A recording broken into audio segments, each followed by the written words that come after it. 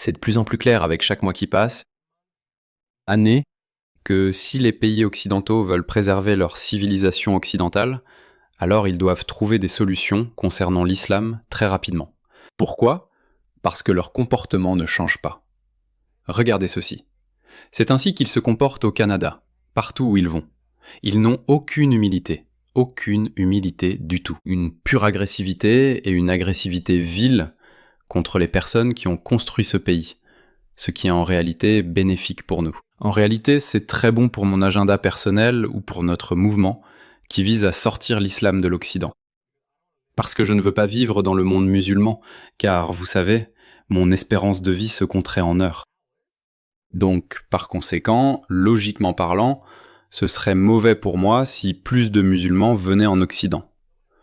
Donc, afin d'assurer ma survie dans les meilleures conditions, je dois m'assurer qu'il y ait moins de ces gens. regarde. Personne ne veut te voir. Où veux-tu voir ton chef? Personne ne veut te voir. J'aurais préféré ne jamais te voir. J'aurais préféré que tu ne viennes jamais dans mon pays. Je n'ai jamais souhaité que tu viennes. Il s'est énervé. Genre, frérot. Je veux dire, allez les gars. Il nous faut des solutions rapides pour ces gens-là. Ce qui m'énerve encore plus que leur idéologie, plus que leur religion. Tu sais ce que c'est ? C'est leur fausse bravade, alors qu'elle peut être écrasée comme ça. Et à n'importe quelle autre époque de l'histoire humaine, si un étranger se comportait comme ils le font dans les démocraties libérales occidentales chaque week-end. Si cela s'était produit à n'importe quelle autre époque de l'histoire humaine, dans n'importe quelle autre civilisation, aussi libérale soit-elle à cette époque, cela aurait été brutalement réprimé. Et nous ne disons pas qu'il faut, vous savez, les mettre en prison ou quoi que ce soit. Nous disons simplement de les attraper, de les mettre dans un avion ou un bateau et de les renvoyer. J'aurais préféré que tu ne viennes jamais dans mon pays.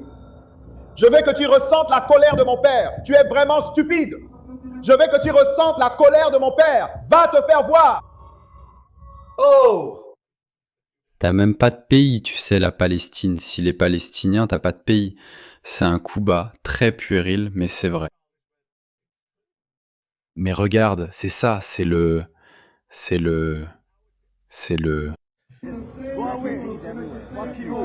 La nature de notre discours, les gars. Donc ces gens ne changeront jamais, ouais. Où qu'ils aillent, ils pensent que tout leur appartient. Regardez ça, c'est Dearborn, Michigan. Ça, c'était le Canada. Ça, c'est l'Amérique. Réveillez-vous les gars. Réveille-toi, Amérique. Réveille-toi. Regardez ça. C'est quoi ce bordel ? Ce n'est pas l'Amérique. Quand je vais en Amérique, je ne veux pas voir cette merde. Je veux voir des cow-boys, je veux voir des diners américains, je veux voir le rythme de vie effréné de New York. La ville qui ne dort jamais. Qu'est-ce que c'est que ça ? Qu'est-ce que c'est que ça ? Je veux voir Hollywood. Je ne veux pas voir ça. C'est quoi ce bordel ? Eh bien, donc il n'y a qu'une seule solution à ça, c'est de riposter, d'accord ? Riposte. Comme ce gars, Jake Lamb, que tu l'aimes ou pas, certaines personnes pourraient ne pas l'aimer. En fait, c'est un peu un suprémaciste blanc parce qu'il s'est fâché avec Tommy Robinson. Je m'en fiche, mais au moins, c'est lui qui a du courage, qui a le cran de tenir tête à ces gens. Qu'est-ce que c'est ? Il a été attaqué à plusieurs reprises. Je crois qu'ils vont annuler la réunion de la mairie à 18h30. Parce que tout le monde flippe complètement. Il flippe complètement. Je n'ai pas le nom. Calme-toi. Je n'ai pas le nom. Calme-toi. Je n'ai pas les nouilles. Je n'ai pas tous nos questionnaires. C'est Nick Shirley. Ce n'est pas l'Amérique. C'est une insurrection. Ils prennent le contrôle de notre pays. Ils sont au-dessus de nous. Ils prennent le contrôle de notre pays. Ils veulent tous nous voir morts. Ils veulent vraiment tous nous voir morts. Oui, ils le veulent. Oui, ils le veulent. Bref, c'est un vieux extrait. Il l'a juste republié. Mais regarde ça. Il vient juste d'aller au Minnesota. Je crois que c'est le Minnesota. Attends. Ouais, donc non, désolé. Il vient juste d'aller à Dearborn et il a failli être lapidé à mort par des centaines de musulmans à Dearborn, Michigan. Regarde ça. Pour la vie, nous ne voulons pas de cet immigré illégal ici. Jésus est le roi de Dearborn, Michigan. Je prononce le nom de Jésus. Merde. Fais-le. Il l'a attaqué par derrière. Regarde ce lâche. Non, merde. Pas d'émeute. Pas de violence. Pas de violence. Au nom de Jésus. Boum, putain. Pas de violence. Pas de violence. Pas de violence. Pas de violence. Boum. Et il est tombé après ça. Voilà ce qui se passe, les gars. Jésus est roi. Vous organisez une journée réservée uniquement aux musulmans dans ce bac aquatique. Où est la journée réservée uniquement aux chrétiens? Où est la journée réservée uniquement aux chrétiens? Où est la défense de nos enfants? Ils prennent le contrôle de notre pays. Ils prennent le contrôle de notre pays. Vos enfants découvriront nos chemins de prière. Vos enfants se prosterneront devant Mohammed, à moins que nous ne défendions les chrétiens.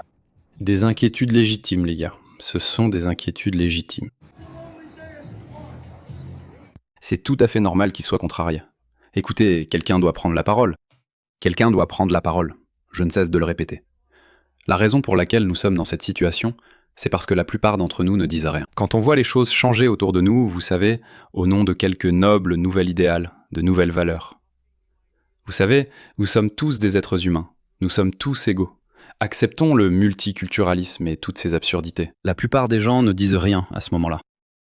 Et parce qu'ils n'ont rien dit à ce moment-là, parce que sur le papier, cela semblait être une chose décente à faire, ces gens sont gentils. Oui. Oui. Je veux dire, si quelqu'un vient dans mon pays, je ne suis pas raciste parce qu'ils ont d'abord supprimé cette barrière. Je ne suis pas raciste. S'ils sont corrects, ils sont les bienvenus. Mais ensuite, 10, 20 ans plus tard, tu te rends compte que c'est une toute autre histoire. Ton pays est passé sous leur contrôle, et maintenant, tu dois t'exprimer. Maintenant, tu réalises que tu dois t'exprimer. Et regarde, ceux qui s'expriment, regarde ce qui leur arrive. Regarde ça. Regarde ça. Ils sont attaqués. De tous les côtés, tout autour de la police. Regarde ça. C'est un agent de sécurité. L'agent de sécurité l'a frappé. C'est dans leur nature. C'est pour ça que je devenais. Énervé. Je parle souvent de la façon dont les gens peuvent être blessés à cause de leurs croyances ou de leur idéologie.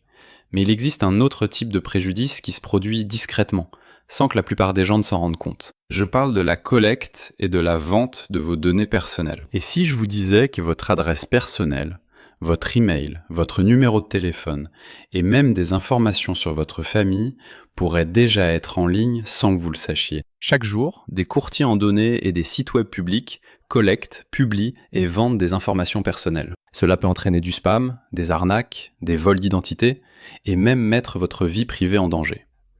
C'est pourquoi j'aime Incogni. Il suffit de saisir votre adresse email et Incogni trouve automatiquement où vos informations personnelles sont exposées et envoie des demandes de suppression en votre nom. Le tableau de bord de l'application vous fournit des rapports détaillés montrant exactement où vos données ont été supprimées. Et avec le forfait illimité, vous pouvez aller encore plus loin. Collez simplement le lien d'un site exposant vos informations personnelles et les experts d'Incogni en protection de la vie privée s'occupent du reste, avec des suppressions sur mesure. Commencer ne prend que quelques minutes, et après une autorisation unique, Incogni s'occupe du plus gros du travail à votre place. Reprenez le contrôle de votre vie privée maintenant. Utilisez mon code spécial pour bénéficier de 60% de réduction sur tout abonnement annuel Incogni, avec en plus une garantie de remboursement de 30 jours. Scannez le QR code ou cliquez sur le lien ci-dessous pour commencer à supprimer vos informations personnelles d'Internet. Ils ne peuvent pas vous nuire s'ils ne vous trouvent pas. Dégage d'ici. Hey, dégage. Hey, arrête. T'es une putain de mauviette. T'es un lâche. T'es une putain de salope. Tu ne sais rien. N'ont-ils pas été inculpés pour agression? Tout a été filmé. Tout a été filmé. Tout a été filmé. Pourquoi? Pourquoi ces gens n'ont-ils pas été arrêtés? C'est pour ça que je ne suis pas d'accord avec Tommy Robinson quand il est venu défendre cette femme. Stephen Yatchley Lennon, noted hooliganist Tommy Robinson. Stephen, il y a une foule dehors qui écrit contre toi ce soir. Et sans la protection et la générosité du président palestinien musulman et du comité exécutif, composé principalement de Sud-Asiatiques, tu serais littéralement cuit. Alors Tommy a pris la parole pour dire qu'elle ne le pensait pas. Ce n'est pas ce qu'elle voulait dire. C'est une fille adorable. Il lui a parlé pendant je ne sais pas combien de temps, longuement. Et elle ne le pensait pas. C'était une fille gentille. Oui, écoute, c'est peut-être vrai. C'est une jeune femme. Je ne sais pas. 2021. Mais ces paroles représentent l'état d'esprit de sa communauté. C'est pour ça que ces gens se comportent ainsi. Vous êtes fondamentalement différents d'eux. Vous ne comprenez pas. C'est comme ça qu'ils se comportent. C'est comme ça qu'ils se comportent, c'est comme ça qu'on les a formés à se comporter. Regardez ça. Imaginez ça. C'est ce qu'elle voulait dire. Qu'il y a une foule de gens dehors. Tu vas littéralement être cuit. C'est ce qu'il ferait à Tommy. Elle ne le pense peut-être pas, mais elle comprend sa communauté. C'est exactement ce qu'elle disait. De toute façon, donc oui, donc vous devez vous battre. Vous ne récupérerez pas votre pays sans vous battre. Alors oui, ne les laissez pas vous manipuler. Ne les laissez pas prendre le contrôle. La seule conclusion logique à ce choc de deux civilisations, c'est que le vainqueur l'emporte. Et l'islam ne se fait pas d'alliés. C'est écrit dans le Coran. Les juifs et les chrétiens ne peuvent pas être vos alliés. L'islam ne partage pas le pouvoir. Il exige une soumission totale. C'est pourquoi ces personnes, ces Américains, enfin, en fait pas Américains, ces érudits musulmans partout dans le monde, y compris en Occident et en Amérique, le disent ouvertement et fièrement. Maintenant que le peuple américain se tient à vos côtés, partagerez-vous avec eux la lumière, la beauté et la majesté de l'islam ou resterez-vous cachés? Dites aux jeunes de continuer à étudier, de se préparer à devenir médecin, avocat, ingénieur, à devenir maire, chef de la police, dirigeant de conférences. Et une véritable prise de contrôle. Préparez-vous à devenir le prochain président des États-Unis. Partagez avec le peuple du Minnesota les paroles du Coran, la sagesse du prophète et la beauté de notre communauté, car c'est votre moment de grâce. C'est la beauté de leur communauté. Regarde ça, regarde ça. Qu'est-ce qu'ils font? C'est la beauté de leur communauté. Et c'est comme ça qu'ils se comportent. C'est ce qu'ils font. C'est la beauté de leur communauté. Regarde ça. Alors vous devez vous méfier d'eux, les gars. Vous devez vous méfier d'eux. Vous devez prendre votre décision aujourd'hui en tant que musulman du Minnesota. Quelle est votre position pour défendre la vie et l'avenir de votre peuple? Défendre la vie et l'avenir des musulmans. Les musulmans ont un agenda différent, et l'État américain a un agenda différent. Ces chemins ne vont jamais se croiser. Ces intérêts, peut-être. Oui, non, ils ne convergeront jamais vraiment. Ils ne convergeraient jamais. Nous pensions qu'ils pourraient converger. Il pourrait y avoir une brève union entre les musulmans et les Américains conservateurs traditionnels dans leur haine commune envers la communauté LGBTQ et la meute woke. Mais la meute woke les a eus en premier. Parce qu'ils savent qu'ils pourraient être capables de gérer cette foule woke aux cheveux violets, avec des piercings au nez, qui se fait appeler Yel. Mais il n'y en aura pas. Ils ne pourront pas contrôler, ils ne pourront pas dompter les chrétiens conservateurs d'Amérique. Ils ont une longue histoire. Même si l'Amérique a peut-être 250 ans, mais cette communauté, ces personnes, leurs racines plongent profondément dans l'histoire européenne occidentale civilisée. C'est pourquoi ils ont choisi de s'allier avec la gauche woke et faible. Pas avec vous. Et c'est pourquoi leurs intérêts ne convergeront jamais avec les intérêts américains. Et c'est ce qu'il voulait dire ici. Personne ne vous a demandé d'être violent. Vous n'avez pas à être violent. Quelle est votre position pour défendre la vie et l'avenir de votre peuple? La phrase suivante est « pas besoin d'être violent ». Si leur message central est la non-violence, comment se fait-il que personne n'ait pris la parole pour la condamner? Comment se fait-il que personne ne vienne jamais condamner ce comportement des musulmans? C'est parce qu'ils croient en la violence, ils croient en l'intimidation. Ils pensent que par tous les moyens, on peut répandre le message de l'islam. Voilà tout. Que vous deviez mentir, ce qu'on appelle la taqiyya. Vous devez faire avancer vos objectifs.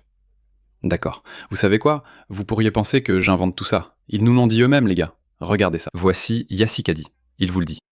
Il vous le dit. Pour y arriver, nous devons simplement faire avancer notre cause. Ensuite, la gauche dit essentiellement, vous savez, nous accueillons. Vous savez, malgré votre diversité ou malgré vos opinions étranges ou peu importe. Mais bien sûr, cela implique un compromis.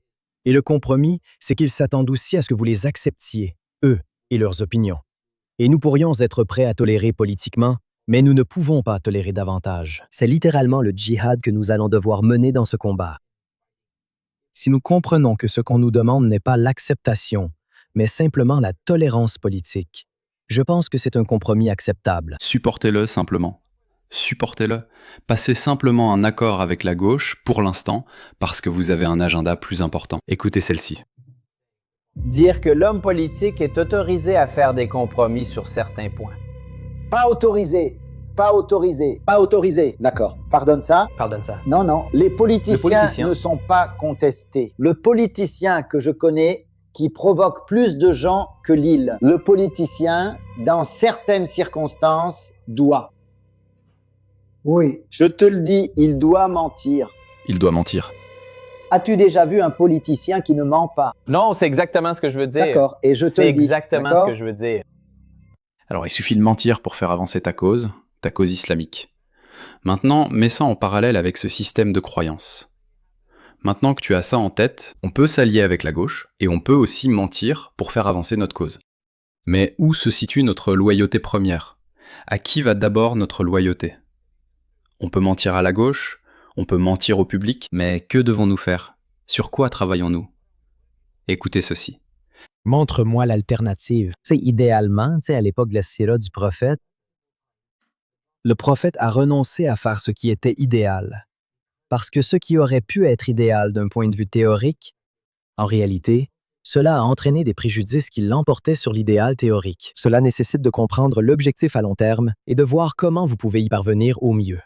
Beaucoup de jeunes musulmans s'engagent de plus en plus en politique. Que ce soit au niveau d'un syndicat étudiant, Cela peut être au niveau politique. Tous les musulmans se présentent. à des postes dans différents endroits. Quel conseil avez-vous pour les musulmans dans ce domaine? Vous devez sincèrement vouloir faire du bien à la Ummah pour Allah subhanahu wa ta'ala. Vous voyez cela? C'est tout. À la base, chaque musulman, peu importe le type de musulman que tu sois un musulman superficiel ou un musulman radical, peu importe, ton allégeance doit toujours aller à l'islam et à la communauté musulmane. Que tu sois un politicien, un chanteur ou un artiste, que tu sois un véritable djihadiste, cela n'a pas d'importance. Les gars, ils essaient de faire tomber la plus grande force militaire jamais créée par l'humanité, l'armée de terre des États-Unis. Vous ne comprenez pas à quel point ils sont traumatisés, au niveau civilisationnel, par l'humiliation qu'ils ont subie en Irak et en Afghanistan, et tout récemment à Gaza. Ils sont en colère. Ils veulent juste faire tomber les États-Unis. Regardez ça. Non, désolé. En fait, vous savez quoi? Oubliez ça. Je vais simplement vous montrer cette vidéo.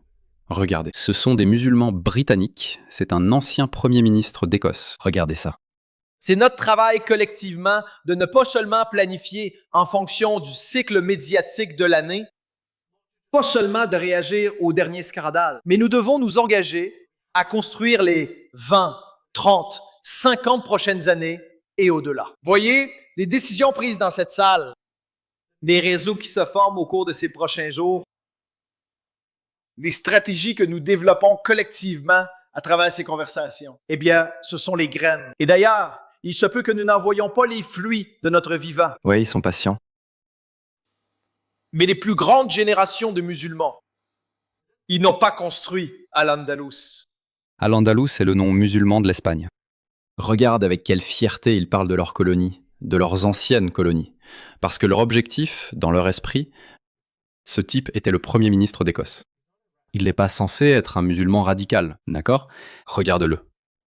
Ils ont créé ce forum économique musulman, quelque chose comme ça, où ils essaient d'unir les voix musulmanes qui vont œuvrer au profit des musulmans.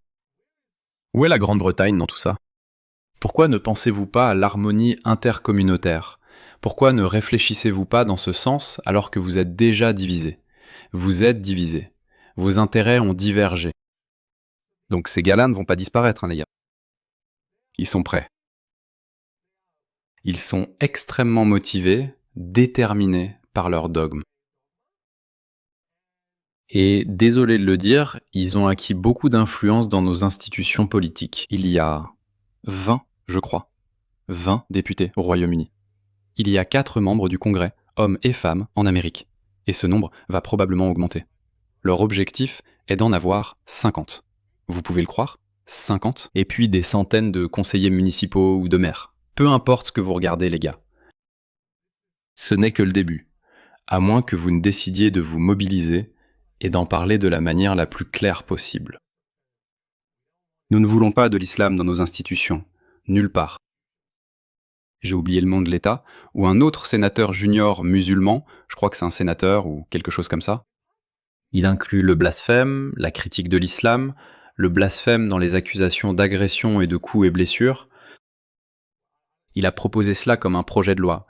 Je ne pense pas que ce soit devenu une loi. Mais regardez ça. Même s'ils sont nés en Amérique, leur état d'esprit ne va pas changer, comme cette femme que je vous ai montrée plus tôt. Elle ne veut peut-être pas tuer quelqu'un, mais elle comprend sa communauté. C'est ainsi que sa religion fonctionne. C'est ainsi que cette culture s'est comportée pendant les 1400 dernières années. Et vous pensez pouvoir les changer simplement parce qu'ils sont nés en Amérique ou en Angleterre? Non. Ils ont en fait ruiné l'Angleterre. Et maintenant, c'est au tour de l'Amérique.